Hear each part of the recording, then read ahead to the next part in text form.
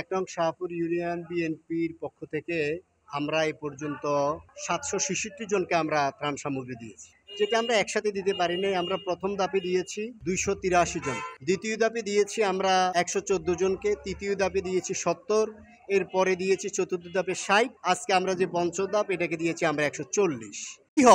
একেবারেই অনাথ ওনাদেরকে আমি দেওয়ার চেষ্টা করেছি, যাতে করে তারা মানুষ, যেটা আমাদের রাজনীতিতে নেই যে ও আওয়ামী লীগ করে দুঃসময়ে এখন তার সময় খারাপ, এটা আমরা করিনি। আমরা চিন্তা করেছি বন্যা কবলিত, বন্যা দুর্গত, বন্যা ক্ষতিগ্রস্ত যারা অসহায় তাদেরকে আমরা দেওয়ার চেষ্টা করেছি।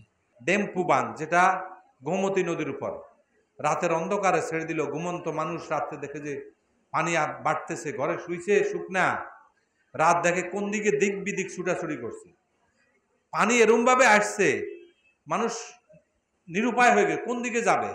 ফেনীতে পানি শুকাইলো, এখনো আমরা পানি বন্দি, এখনো আশ্রয় কেন্দ্রগুলোতে অনেক মানুষ।